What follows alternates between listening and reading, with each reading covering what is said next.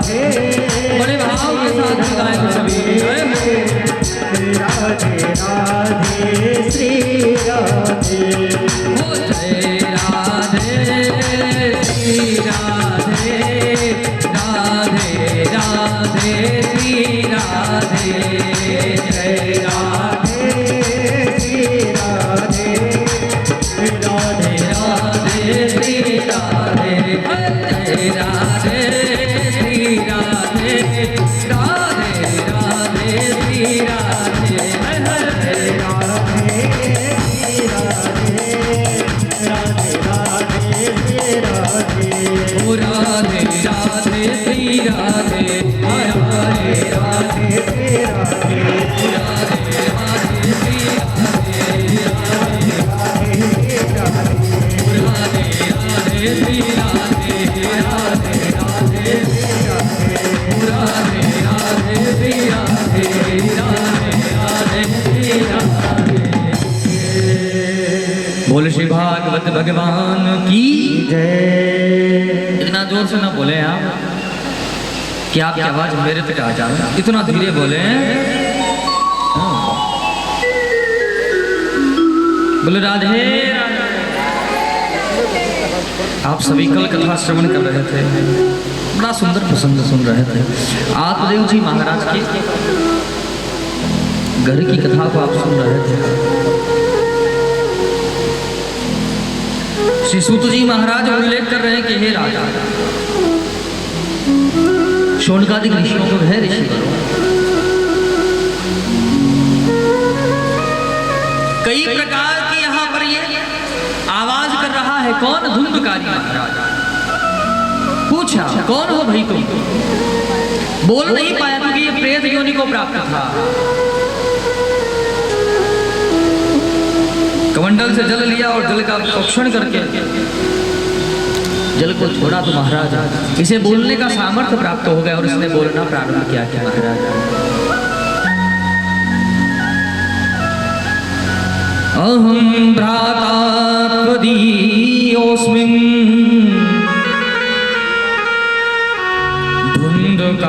धुन्धकारीति नामक स्वकीयेनेव दोषेण ब्रह्मत्वं नाशति मया। भैया मेरा नाम धुंधकारी है। बोले तुम्हारी ऐसी गति कैसे हो गई भाई? तुम प्रेत योनि में कैसे प्राप्त हो गए? अरे हमने तो तुम्हारे लिए गया जी में जाकर के श्राद्ध किए हैं, पिंडदान किए हैं, फिर ऐसे प्रेत योनि में आप क्यों हो? तो इसने कहा कोई नहीं देगा भैया, ब्रह्मत्वं नाशति मया। मैंने ब्राह्मण होते हुए भी ब्रह्मत्व का नाश किया है, जिस कारण मैं इस दुख को भोग रहा हूं।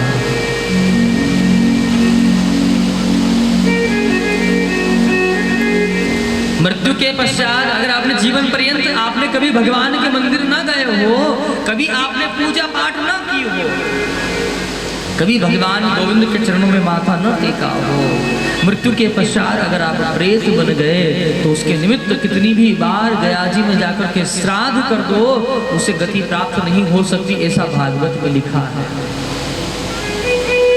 कब प्राप्त होगी? अरे जब शास्त्र पर आपने विश्वास नहीं किया है, जिस शास्त्र का आपने कभी अनुसरण नहीं किया है, जिस शास्त्र को आपने कभी सुना नहीं है, भला वो फल आपको कैसे दे सकता है? आपने कभी आम का वृक्ष लगाया हो और आप सोचो कि आम के फल हम खा लें, अरे जिसका वृक्ष होगा वही फल बेच सकता है, आप तोड़ नहीं सकते उसके फल को। अगर तोड़ने का प्रयास करोगे तो कैसे करोगे? जब कोई नहीं होगा वहां पर रखवारा। एक पत्थर तो हम भी फेंक दें, कभी गिर गया तो हमारा नसीब है। जब उसका रखवारा ना हो, उसी प्रकार से जिस प्रकार आपने कभी वृक्ष न लगाया और फल की चाह ना करते हो, कभी शास्त्र न सुना हो, कभी शास्त्र न पढ़ा हो, और आप सोच लो कि हमें उस शास्त्र के द्वारा गति मिल जाए, कभी हो ही नहीं सकता है। गया जी में जाकर के खूब पिंडदान किए हैं, लेकिन गति प्राप्त नहीं हो पाई है, प्रेत योनि को प्राप्त है ये। तो तुरंत बोले कि भैया देखो अभी तो रात का समय है, अभी हम कुछ प्रयास नहीं कर सकते हैं, लेकिन जब सवेरे का समय होगा तो तुम्हारे लिए अवश्य कोई ना कोई उपाय ढूंढेंगे कि प्रेत की मुक्ति का साधन क्या है। और जैसे ही सवेरा हुआ है, अब नगर वासियों को पता पड़ी भैया कि हमारे नगर में गांव में कौन आए हैं। बोले गोकर्ण जी महाराज आए हैं। सब पधारे हैं गोकर्ण जी महाराज का स्वागत करने के लिए। गोकर्ण जी महाराज को बड़ो स्वागत कियो है सबने।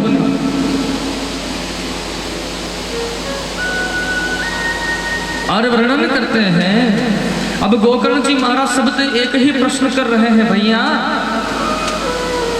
प्रेत की मुक्ति का कोई साधन हो तो बताओ। अब गांव वाले बोले महाराज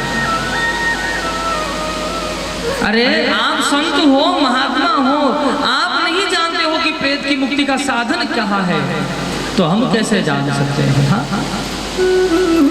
दोपहर के समय भगवान सूर्य से पूछा तो भगवान सूर्य नारायण कहते हैं आप प्रेत की मुक्ति चाहते हो तो 7 दिन तक श्रीमद् भागवत महापुराण का वाचन करो, अवश्य ही मुक्ति प्राप्त हो जाएगी। गोकर्ण जी महाराज स्वयं व्यास आसन पर विराजमान हुए हैं और व्यास आसन पर बैठ करके कथा प्रारंभ की है।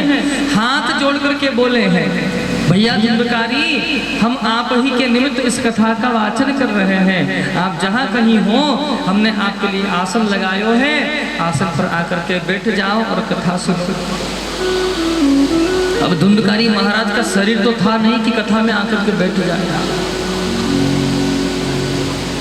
कथा में आकर के बैठे, हवा आवे सो उड़ा करके ले जाए, फिर कथा में आवे फिर हवा आवे उड़ा कर ले जाए। वहीं पर पास में एक बांसों का वन था, उसमें एक बांस सूखा हुआ था जिसमें 7 ग्रंथियां थी, 7 गांठें थी, उसमें छेद था।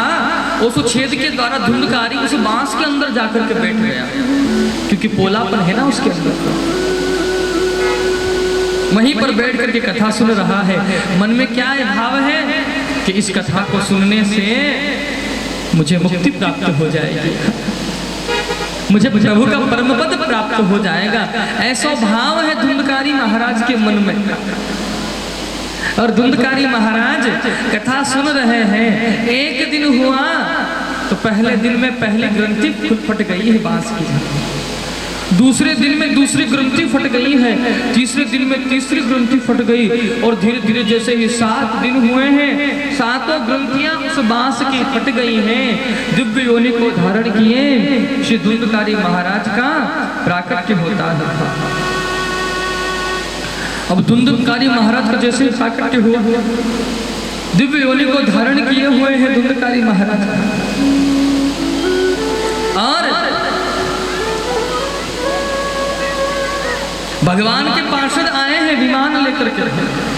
बोले महाराज विमान में बैठ जाओ। जैसे ही धुंधकारी महाराज विमान में बैठने लगे कि तुरंत ही गोकर्ण जी महाराज ने पूछा, महाराज रुको रुको जरा सा।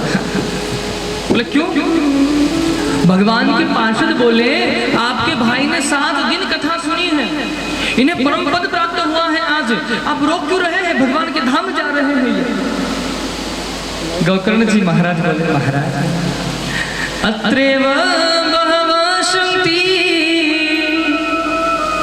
श्रोतारो मम निर्मला। यहाँ अकेले मेरे भाई ने कथा नहीं सुनी है, इतने भक्त बैठ करके ये कथा सुन रहे हैं। अगर कथा सुनने से परम पद प्राप्त होता है, मोक्ष प्राप्त होता है, तो अगर विमान आता है तो मेरे भाई के लिए ही विमान क्यों आया? इतने भक्त बैठे हैं यहाँ निर्मल भाव वाले, इन सब के लिए विमान क्यों नहीं आया है? जैसे ही ये बात कही तो भगवान के पार्षद कहते हैं, महाराज श्रोता एक प्रकार का नहीं होता है। बोले श्रोता कितने प्रकार के होते हैं? तो बोले श्रोता 3 प्रकार के होते हैं। पहले नंबर पे है श्रोता, और दूसरे नंबर पे आते हैं सरोता रूपी श्रोता, और तीसरे नंबर पे आते हैं सोता रूपी श्रोता। पहले नंबर के श्रोता हैं, कथा का प्रारंभिक समय है कितनी बजे? उस समय से 5 मिनट पहले आकर के यहाँ की व्यवस्था व्यवस्थित करेगा। ये ना सोचे कि ये कथा हमारी नहीं है। कथा किसी की पर्सनल कथा होती है क्या? कथा किसकी होती है? भगवान की। अगर मैं अपनी कथा लेकर के बैठ जाऊं तो मैं कह रहा हूं कि यहाँ 5 लोग ना रुकेंगे। ये गोविंद की कथा है, उसका ये प्रभाव है कि आप घर पे सो रहे थे, तुरंत उठ करके आ गए कि समय हो गया है, चलो कथा में चलते हैं। ये प्रभाव है इस कथा का, क्योंकि ये कथा किसी व्यक्ति विशेष की नहीं है। ये कथा किसकी है? बोले गोविंद की कथा है। तो पहले नंबर पे है श्रोता, समय से पहले ही आवे और यहाँ की व्यवस्था को व्यवस्थित करे। बड़े भाव से जिस ग्रंथ को हम सुन रहे हैं उस ग्रंथ का पूजन कर ले आकर के। भागवत पूजन का जानते हो फल कितना है? हम केवल कथा सुनकर के चले जाते हैं, लेकिन कभी पूजन करने का प्रयास नहीं करते हैं। श्रीमद् भागवत महापुराण का पूजन करने का महत्व कितना है आपको वर्णन करता हूं। एक बड़े संत महात्मा थे, और संत महात्मा कैसे? जो पढ़ना लिखना नहीं जानते थे, ऐसे संत महात्मा थे। लेकिन उनके यहाँ पर श्रीमद् भागवत महापुराण का ग्रंथ उनकी कुटिया में रखा था।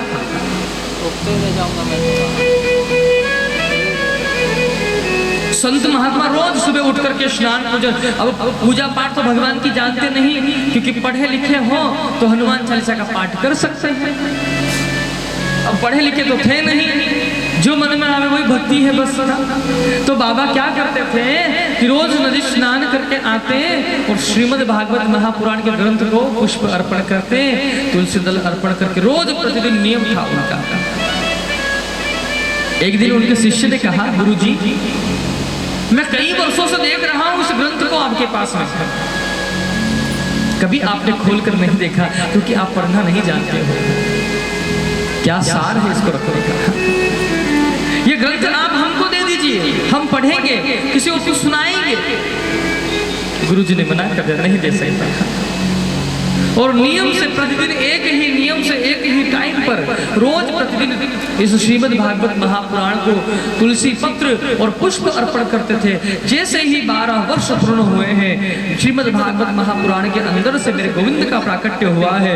बोलो भक्तवत्सल भगवान की जय। और मेरे प्रभु ने महात्मा को दर्शन दिए हैं।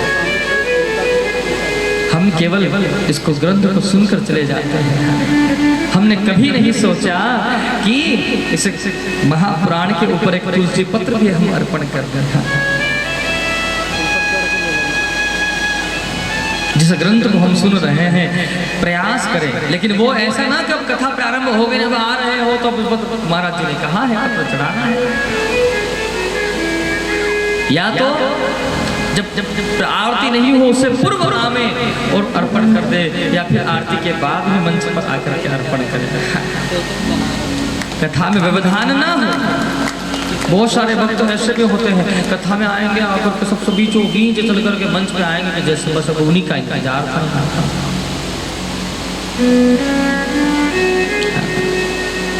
प्रयास करें माने और व्यास पूजन करे। इस बात का विशेष ध्यान रखें। यहाँ पर वर्णन कर रहे हैं, पहले नंबर पे है श्रोता, समय से आ जावे और समय से आकर के व्यास पूजन करें, भगवान का पूजन करें। और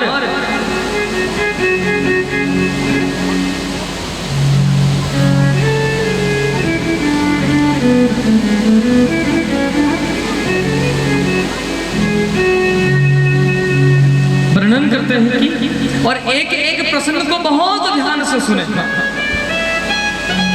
इतना प्रेम से प्रसंग सुने कि एक भी बात ध्यान से निकल न जाए।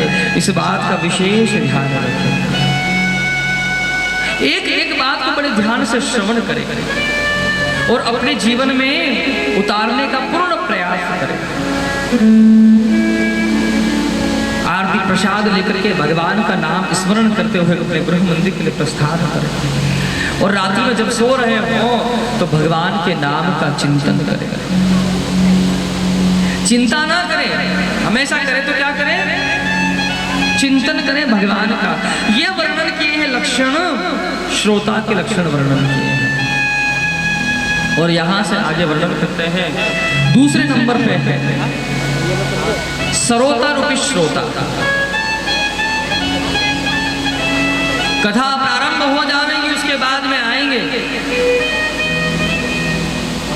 आकर के बैठेंगे, फिर आराम से पूछेंगे हाँ क्या व्यवस्था है आज। दुनिया भर की जितनी बातें हैं ना, वो सब बातें इस कथा में ही कर लेंगे, क्योंकि यहाँ की बात तो कभी हो नहीं सकती है। और न लगे बात कर पाए न कर पाए, जितनी बातें हैं अपनी वो जगत की सारी बातें यही पांडाल में बैठ करके कर लेंगे।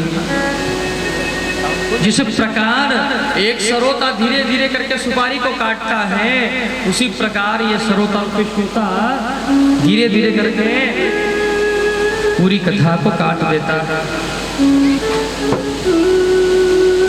आगे प्रसंग वर्णन किए हैं। तीसरे नंबर पे आते हैं सोता रूपी श्रोता। कथा का प्रारंभिक समय है वो निकल जाएगा, आराम से घर से आएंगे और किसी बांस बल्ली का सहारा या किसी कुर्सी पर बैठ के आराम से नेत्र बंद करके कथा सुनेंगे। 3 घंटे कैसे व्यतीत हो जावे उन्हें पता भी न चलता, मानो समाधि लग जाती है कथा में। ये 3 प्रकार के श्रोता है, तो प्रयास करें कथा में आवे तो श्रोता बनने का प्रयास करें। अगर आप सरोता रूपी श्रोता बन गए या सोता रूपी श्रोता बन गए तो कथा में आने से क्या लाभ है? अपने घर पर ही रहते आराम से मस्त खाते पीते सो जाते। यहाँ आने तक का है कष्ट की, मस्त घर पे सो रहे होते और यहाँ पांडाल में आए तो प्रयास करें श्रोता बनने का। वर्णन कर रहे हैं भगवान के पार्षद के महाराज, आपके जो भाई हैं इनके मन में ये भाव है कि इस कथा को सुनने से मुझे परम पद प्राप्त हो जाएगा, इसलिए प्रभु ने इनके ऊपर कृपा की। मैं कल भी आपको बता रहा था कि इस कथा को कौन सुन सकता, भगवान का भक्त कौन बन सकता है? जितने लोग यहाँ अपने नगर में हैं, गांव में हैं या अपने शहर में हैं, वो सब भगवान की कथा में नहीं आ सकते हैं। क्यों नहीं आ सकते हैं? तो भगवान कहते हैं, हमारे ब्रज के संतों ने बड़ा सुंदर भाव लिखा है, लिखते हैं कि लाखों में किसी एक को चुनते हैं, भक्तों के प्रभु अंग संग रहते हैं। हजारों लाखों में से भगवान किसी एक को अपना भक्त स्वीकार करता है। हर किसी को भगवान अपना भक्त नहीं बनाता। तो यहाँ वर्णन कर रहे हैं महाराज,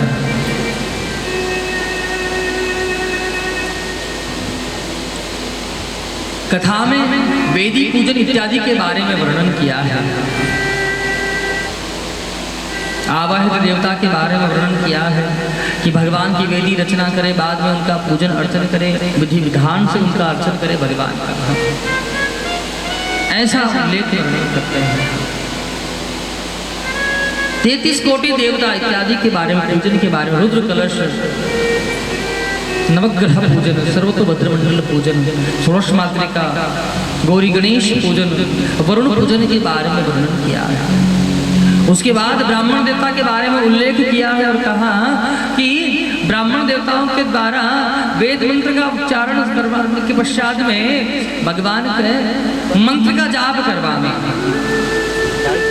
1200 अक्षरी मंत्र और गायत्री देवी का अर्चन पूजन इत्यादि अर्चन के बारे में यहाँ वर्णन किया। गणेश जी महाराज के मंत्र इत्यादि के बारे में वर्णन किया है।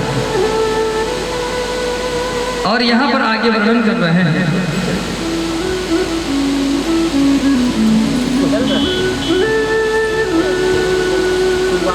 यहाँ पर बड़ा सुंदर कीर्तन गान हुआ है।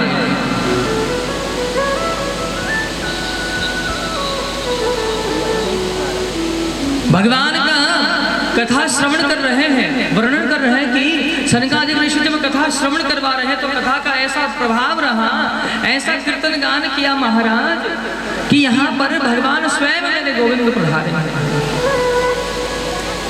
दोबारा पुनः गोकर्ण जी महाराज ने जब कथा का गान किया है तो यहाँ पर स्वयं मेरे भगवान का यहाँ प्राकट्य होता है। बोली भक्त वत्सल भगवान की जय, ऐसा भाव यहाँ कथा का वर्णन करते हैं। ये श्रीमद् भागवत महापुराण एक ऐसा अद्भुत ग्रंथ है जिसको सुनने से, जिसको पढ़ने से, जिसका मनन करने से, चिंतन करने से जीव पितृदोष से मुक्त हो जाता है, जिसका पूजन करने से। और आगे उल्लेख किया है कि जीता जाता व्यक्ति अगर इसको सुने तो उससे मोक्ष प्राप्त होता है, परम पद प्राप्त होता है।